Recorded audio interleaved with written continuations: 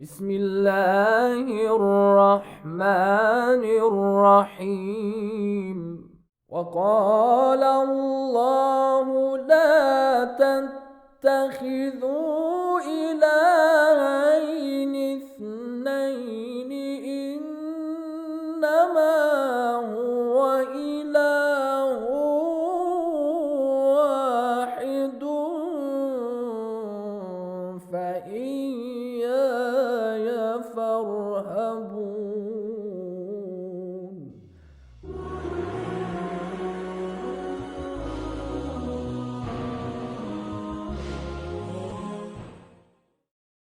اعوذ باللہ من الشیطان الرجیم بسم اللہ الرحمن الرحیم الحمد للہ رب العالمین والصلاة والسلام علی اشرف الانبیاء والمرسلین وآلہ الطیبین الطاہرین المعصومین۔ عزیزان گرامی، اللہ تعالیٰ کی صفات کی شناخت اور ان صفات کو بیان کرنے کے سلسلے میں جو نظریات ہیں مختلف گروہوں کے علم کلام میں اور مختلف مسالک کے جو عقیدے ہیں ان کو بیان کیا گیا کہ 3 نظریے یا 3 عقائد اس سلسلے میں ہیں، اور اختصار کے ساتھ میں بات کو دہراؤں اور آگے کی طرف ہم سلسلے گفتگو کو بڑھائیں گے۔ ایک نظریہ تشبیہ ہو گیا کہ اللہ تعالیٰ کی صفات کو پہچاننے کے لیے اور اس کی صفات کو بیان کرنے کے لیے ضروری ہے کہ انسان جو ہے وہ اس کو تشبیہ دے اور شباہت دے مخلوقات کی صفات سے، اور اس کو مخلوقات کی صفات سے تشبیہ دیتے ہوئے صفات جو ہے اللہ تعالیٰ کی وہ انسان بیان کرے گا اور سمجھے گا کہ اس جیسی صفت اللہ تعالیٰ کے اندر ہے۔ معاذ اللہ، بیان ہو گیا کہ اللہ تعالیٰ نے واضح کر دیا کہ لیس کمثلہ شیء، اللہ تعالیٰ کی مانند کوئی چیز نہیں ہے اور کوئی چیز اس سے شباہت نہیں رکھتی، لہٰذا اللہ کی صفات کو کسی اور سے مشابہ قرار دینا، شباہت دینا، یہ درست نہیں ہے۔ اور اسی طرح روایت کے اندر بھی جو امام ہشتم امام علی رضا علیہ السلام سے نقل کی گئی اور پیش کی گئی تھی، جو کتاب توحید میں مرحوم شیخ صدوق کی کتاب توحید میں موجود ہے اور منقول ہے، اس میں بھی اس نظریے کی طرف مولا نے اشارہ فرمایا ہے علیہ السلام نے کہ کچھ لوگوں کا نظریہ تشبیہ ہے، وہ تشبیہ کے ذریعے اللہ کی صفات کو بیان کرنا یا سمجھنا، اور یہ جو ہے لا یجوز بیان ہوا تھا کہ یہ صحیح نہیں ہے، درست نہیں ہے، اور اس کی وجہ بھی روشن ہے کہ قرآن میں اللہ نے صاف اعلان کر دیا لیس کمثلہ شیء، لہٰذا امام رضا علیہ السلام فرماتے ہیں، اور بھی روایتیں ہیں جس میں یہ بات بیان ہوئی ہے کہ پس اللہ کی صفات جو ہیں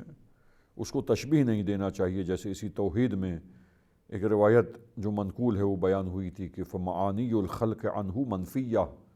جیسا کہ قرآن نے کہا ہے، یعنی مخلوق کے میں جو معانی اور صفات ہیں وہ اللہ تعالیٰ سے اس کی نفی کر دو، اللہ تعالیٰ کی صفات ایسی نہیں ہیں، یہ نہ کہو کہ اللہ تعالیٰ کی صفات ان جیسی ہے۔ اور بھی روایتیں ہیں مثلا، اور آیتیں بھی ہیں جو اشارہ کرتی ہیں، جیسے کہ یہ آیت کریمہ جو پیش کی گئی معزز سامعین کی خدمت میں کہ لیس کمثلہ شیء، کوئی بھی چیز اللہ کی مثل اور اللہ کی مانند نہیں ہے، لہٰذا کسی چیز کو گویا اللہ سے تشبیہ نہیں دینی چاہیے۔ دوسرا نظریہ تنزیہ تھا، وہ کہتے ہیں کہ بھائی اللہ کی معرفت جو ہے وہ ممکن ہی نہیں ہے، لہٰذا اللہ تعالیٰ کی صفات کی شناخت انسان کے لیے ناممکن ہے، لہٰذا بس ہم جو ہے وہ کوئی بھی صفت اللہ تعالیٰ کے لیے بیان کر ہی نہیں سکتے، نہ اللہ تعالیٰ کی صفات کی شناخت حاصل کر سکتے ہیں۔ یہ بھی نظریہ درست نہیں ہے، جیسا کہ ہم نے قرآن مجید میں مختلف آیتوں میں دیکھا کہ اللہ تعالیٰ نے اپنی ہستی کو، اپنے وجود کو خود صفات بیان کر کے پہچنوایا اور کہا کہ وہ عالم الغیب والشہادہ ہے، وہ رحمان اور رحیم ہے۔ اسی طریقے سے دوسری صفات بیان کی۔ لہٰذا اللہ نے جو عقل عنایت کی ہے اور عقل جیسی عظیم نعمت بخشی ہے، انسان کو عطا فرمائی ہے، اس کی بدولت انسان اور اس کے ذریعے انسان شناخت حاصل کرتا ہے اپنے پروردگار کی صفات کی، اس مالک کے صفات کو پہچانتا ہے، شناخت حاصل کرتا ہے اور ان صفات کو بیان کرتا ہے۔ اللہ تعالیٰ نے بھی انسان کے سمجھنے کے لیے ان صفات کو پیش کیا ہے، بیان کیا ہے، تاکہ انسان معرفت حاصل کرے ان صفات کے سلسلے میں۔ لہٰذا یہ بھی نظریہ ٹھیک نہیں ہے کہ معرفت ممکن نہیں ہے۔ یہ کیسے ہو سکتا ہے کہ جو اشرف المخلوق ہے، عقل جیسی نعمت اللہ نے اسے عطا کی ہے، اور پھر اللہ نے اپنا کلام انبیاء کے ذریعے اس تک پہنچایا اور اس میں اپنی صفات کو انسانوں کے لیے پیش کیا اور بیان کیا، وہ اسی لیے ہے کہ انسان جو ہے اس کو سمجھے، لیکن عقل کی جو استعداد و صلاحیت ہے اسی صلاحیت میں رہ کر، کیونکہ اللہ کی ذات لا یتناہی ذات، اور ایسی ذات کے جس کے لیے کوئی محدودیت نہیں ہے، کوئی حد بندی نہیں ہے، اس میں کوئی لیمیٹیشنز نہیں ہے،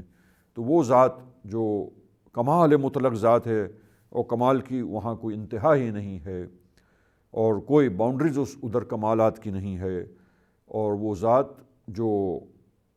لامحدود ذات ہے، پس محدود عقل کے لیے جتنی بھی عظیم ہو، جتنی بھی وسیع ہو، جتنی بھی بلند پرواز ہو، کما حق ہو، مکمل طریقے سے اللہ تعالیٰ کی ذات اور کنہ ذات اور حقیقت ذات کو کما حق ہو مکمل طریقے سے اس عقل کے بس کی بات ہی نہیں ہے کہ شناخت حاصل کر سکے اپنے پروردگار عالم کی۔ لیکن اس کا مطلب یہ بھی نہیں ہے کہ اللہ تعالیٰ کو پہچان نہیں سکتا، نہیں، اتنی ساری صلاحیت اور اتنی بلند پروازی اور معرفت حاصل کرنے کی جو استعداد اللہ تعالیٰ نے اسے عطا کی، اس کے مطابق اللہ تعالیٰ کی معرفت حاصل کرتا ہے، اس کی صفات کو پہچانتا ہے، شناخت حاصل کرتا ہے، صفات باری تعالیٰ کے بارے میں ایمان رکھتا ہے اور ان صفات کو بیان کرتا ہے، مدحت کرتا ہے، توصیف اپنے پروردگار کی بیان کرتا ہے، تسبیح کرتا ہے۔ لہٰذا یہی چیز جو ہے وہ درست ہے، اور روایت امام رضا علیہ السلام کی بھی یہی بتلاتی ہے کہ وَالسَّبِيلُ فِي الطَّرِيقَةِ الثَّالِثَةِ، یعنی اثبات بلا تشبیہ، یہ جو ہے راستہ یہی ہے اللہ کی صفات کو پہچاننے اور اس کو بیان کرنے کا، کہ شناخت ممکن بھی ہے لیکن اپنی صلاحیت کے دائرے میں رہ کر، اور اللہ ان صفات کو بیان بھی کرتا ہے عقل کے لیے، تاکہ عقل شناخت دلیل عقلی کے ساتھ ساتھ ان نقلی بیانات کے ذریعے اللہ کی صفات کا ادراک ہو اور ان صفات کو انسان پہچانے اور ان صفات باری تعالیٰ کو، خداوند عالم کی صفات کو بیان کرے۔ اب دیکھیے ایک قول آج کے اس پروگرام میں ہم مولا کائنات امیر المؤمنین علی ابن ابی طالب علیہ الصلاۃ والسلام نہج البلاغہ میں پہلے خطبے میں یہ ارشاد ہے ہمارے مولا کا، اور توحید کی بات جہاں وحدانیت الہی کا بیان پیش ہوا ہے مولا کی طرف سے اس خطبے میں، وہاں یہ جملہ جو ہے اس خطبے میں مولا ارشاد فرماتے ہیں، یہ جملہ آج کے پروگرام میں آپ کی خدمت میں پیش کرنا ہے، اور مولا کے اس قول کے بارے میں کہ جو ریلیٹڈ ہے اور مربوط ہے ہماری اس بحث سے، تاکہ جو بحث اور ڈسکشن چل رہی ہے وہ واضح مزید ہو سکے سامعین کے اذہان میں۔ انشاءاللہ کی بات روشن ہوئی ہے، لیکن مولا کے اس قول کو ہم پیش نظر رکھیں اور دیکھیں کہ ہمارے مولا امیر المؤمنین علیہ السلام کیا وضاحت ہمارے لیے کر رہے ہیں، اور آپ کے اس نورانی ارشاد سے کیا کچھ ہمارے لیے روشن ہوتا ہے، واضح ہوتا ہے۔ فرماتے ہیں کہ وَكَمَالُ الْإِخْلَاصِ لَهُ نَفْيُ الصِّفَاتِ عَنْهُ، کہ اخلاص جو توحید میں، خالص توحید اور اخلاص جو ہے خالص کرنا اپنے عقیدے کو اللہ کے بارے میں، وہ توحید اور وحدانیت کے سلسلے میں، وہ اخلاص کا کمال یہ ہے، کمال اخلاص یہ ہے انسان میں اللہ کے عقیدے کی نسبت، توحید خدا کی نسبت، کہ نفی الصفات عنہ، کہ صفات کو اس کی ذات سے نفی کی جائے۔ اس کی وجہ فرماتے ہیں کہ لشہادت کل صفت انہا غیر الموصوف، کیونکہ ہر صفت گواہی دیتی ہے کہ وہ موصوف سے ہٹ کر ایک الگ چیز ہے، وہ موصوف کے اوپر اضافہ کی گئی ہے، موصوف نے اس صفت کو اختیار کیا ہے، اپنایا ہے، اور اس صفت سے متصف ہوا ہے، لیکن وہ صفت ایک مستقل طور پر ایک الگ سے معنی ہے، ایک حقیقت ہے۔ وہ حقیقت اس ذات کے اندر آئی ہے صفت، وہ صفت جب اس موصوف اور اس ذات کے اندر آ گئی موصوف کی، لہٰذا یہ صفت اور موصوف ملے ہیں۔ لیکن ہم جب انسان تحلیل کرتے ہیں تو دیکھتے ہیں کہ صفت الگ چیز ہے، مستقل ایک معنی ہے، اور موصوف جو ذات ہے وہ ایک الگ چیز ہے۔ بس دو علیحدہ شے ہیں، دو مختلف چیزیں ہیں، صفت اور موصوف۔ وشہادت کل موصوف انہ غیر الصفت، اسی طرح موصوف خود گواہ ہے اس بات پر کہ وہ صفت سے جدا ہے، صفت علیحدہ اس کے اندر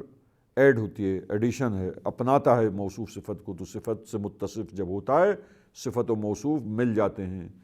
لیکن حقیقتاً موصوف خود اس بات پر گواہ ہے اور بتلاتا ہے کہ صفت علیحدہ ایک حقیقت ہے، ایک الگ سے مفہوم و معنی ہے، ایک الگ مستقل چیز ہے جو موصوف میں آ گئی ہے۔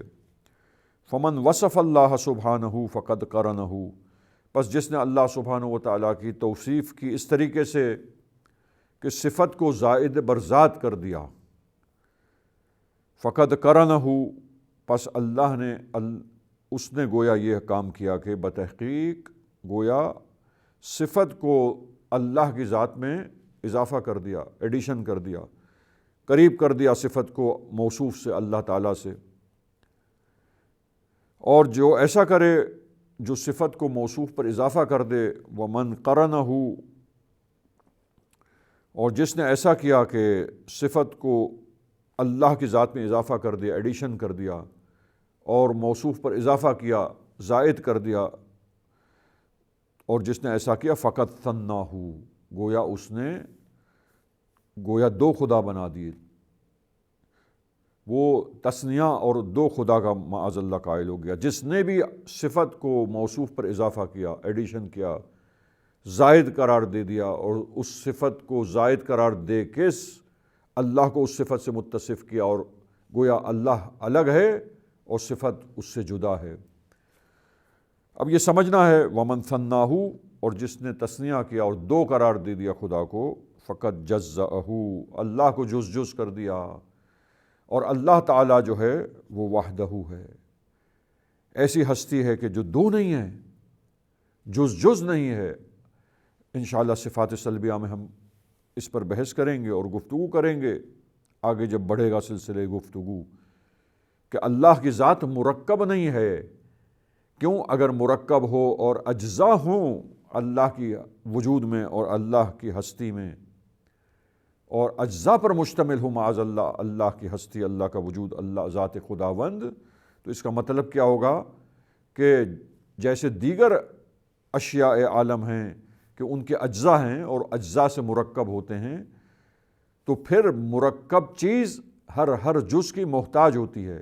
اگر ایک جز بھی اس مرکب میں سے نکل جائے تو ہم اس جز کے نیاز مند ہوتے ہیں۔ انسان ہاتھ ہے، پیر ہیں، سر ہے، چہرہ ہے، گردن ہے، دھڑ ہے، جسم ہے، لہٰذا یہ تمام اجزاء آپ دیکھیں ان سے مل کر جسم بنا، اور جسم اور روح سے مل کر یہ حیات دنیاوی میں انسان کوئی مادی حیات، اور اس شکل میں انسان جو ہے مرکب ہو کے اس دنیاوی حیات کو پایا ہے اس نے اللہ سے۔ تو عزیزان گرامی، یہاں ہاتھ جو حصہ ہے میرے جسم کا، میرا یہ علیحدہ ہو جائے تو اس کا مطلب کیا؟ میں محتاج ہوں اجزاء کا۔ ان تمام اجزاء سے مل کر ہی تو کل بنا ہے مرکب جسم۔ اگر نہ ہو ان میں سے کوئی جز اور ہمیں اس کی احتیاج ہے تو جسم ناقص رہ جائے گا، نامکمل ہو جائے گا، لہٰذا نقص لازم آئے گا، اور احتیاج اور ضرورت لازم آئے گی اجزاء کی طرف ایک مرکب چیز کو، کہ جب تک وہ اجزاء نہ ہو، پارٹس نہ ہو، پارٹس جب اکٹھا نہیں ہوں گے تو وہ پورا اسٹرکچر جو ہے، پورا کل جو ہے وہ ناقص ہو جائے گا۔ تو معاذ اللہ جس نے صفت کو اضافہ کیا اور زائد بر ذات کیا، گویا ایسا ہے کہ اس نے اللہ دو بنا دیے کہ دو چیز سے مرکب ہے. جب دو چیز سے مرکب ہے ایک ہستی تو وہ ہر ایک جز کی طرف محتاج ہوگی. اگر کسی ایک جز کو ہٹا دیں تو وہ وجود اس میں نقص پیدا ہو جائے گا. پس یہ احتیاج اور نقص اور عیوب جو ہے اللہ سبحانہ و تعالیٰ کا وجود اور اس کی ہستی تمام عیوب سے پاک و پاکیزہ ہے. کس قسم کی نیاز مندی اور احتیاج و ضرورت اللہ کو کسی شے کی نہیں ہے. لہٰذا اللہ کی ذات مرکب نہیں ہے. یہ صفات سلبیہ میں پڑھیں گے. اللہ کی ذات کسی بھی اعتبار سے کسی شے کی محتاج نہیں ہے. احتیاج اور محتاج ہونا یہ ممکن الوجود کی صفات ہیں. ایک کل چیز کا اجزاء پر مشتمل ہونا، مرکب ہونا اجزاء سے، یہ ممکن الوجود کی صفات میں سے ہے. پس واجب الوجود نہیں ہے. ومن جزأہ، مولا فرماتے ہیں کہ جس نے جز کیا اور اس کے اجزاء قرار دے دیا اور اس کو مرکب از اجزاء بنا دیا، فقد جہلہ، گویا وہ جاہل ہے اللہ تعالیٰ کے بارے میں اور اس نے پروردگار کی معرفت حاصل نہیں کی اور اللہ کو نہیں پہچانا، شناخت حاصل نہیں کر سکا. لہٰذا آپ دیکھیے یہ قول ہم نے اپنے مولا کا پیش کیا ہے معزز سامعین کی خدمت میں، اور اس قول کو ترجمہ اس کا اور اس کی مختصر سی وضاحت کی ہے، اور انشاءاللہ سلسلے گفتگو کو یہاں ہم چھوڑ رہے ہیں. اور ہماری جو بحث چل رہی تھی، ڈسکشن، اس سے یہ کس طرح مربوط ہے مولا کا یہ قول، اور اس سے جو چیز ہمیں پتہ چل رہی ہے وہ انشاءاللہ سلسلے گفتگو کو ہم نیکسٹ پروگرام میں آگے بڑھائیں گے کہ آیا یہ شبہ کیا اس قول میں ہے، ذہن میں آتا ہے کہ کمال الاخلاص لہو نفی الصفات، کہ اخلاص کا کمال یہ ہے، کمال اخلاص اللہ کی وحدانیت کے سلسلے میں یہ ہے کہ صفات کی نفی کر دی جائے. تو اس کا مطلب کیا؟ نظریہ تنزیہ ایک شبہ پیدا ہوتا ہے کہ جس نے کہا کہ اللہ کی صفات ہم بیان نہیں کر سکتے، اللہ تعالیٰ کی صفات کے بارے میں شناخت اور معرفت حاصل نہیں ہو سکتی انسان کو، لہٰذا شناخت اور معرفت کا باب مسدود ہے. کسی لحاظ سے بھی شناخت حاصل کرنا اور پہچاننا اور کسی بھی قسم کی معرفت حاصل ہونا اللہ تعالیٰ کی صفات کے بارے میں یہ ممکن نہیں ہے، امپاسبل ہے، صحیح نہیں ہے، نہیں ہو سکتا. یہ تنزیہ، نظریہ تنزیہ جو تنزیہ کا عقیدہ ہے، کیا مولا کے اس قول سے کیا یہ شبہ پیدا ہوتا ہے ذہنوں میں کہ کہیں نظریہ تنزیہ کو یہاں بتلایا جا رہا ہے؟ یہ سوال آپ کے سامنے رکھتا ہوں. لیکن ہم نے جو بات بیان کی، جس طریقے سے معنی بیان کیا ہے مولا کے قول کا، انشاءاللہ اس کو سلسلے گفتگو کو آگے بڑھائیں گے کہ یہ نظریہ تنزیہ یہاں بیان نہیں ہو رہا، بلکہ یہ بتایا جا رہا ہے کہ نقائص اللہ کی ذات میں آپ جو ہے وہ حساب نہیں کر سکتے. نقائص اللہ کی ذات میں نہیں ہے. اللہ تمام نقائص، عیوب اور خامیوں سے پاک و پاکیزہ اور منزہ ہے، لہٰذا صفات کو زائد بر ذات قرار نہ دیا جائے. یہ مطلب ہے جو اس قول مولا میں بیان ہو رہا ہے. انشاءاللہ اس کی مزید وضاحت اور سلسلے گفتگو کو یہیں سے نیکسٹ پروگرام میں اور اگلے پروگرام میں آگے بڑھایا جائے گا انشاءاللہ تعالی. وصلی اللہ علی محمد وأہل بیتہ الطاہرین. اغفر لنا ذنوبنا وارفع البلاء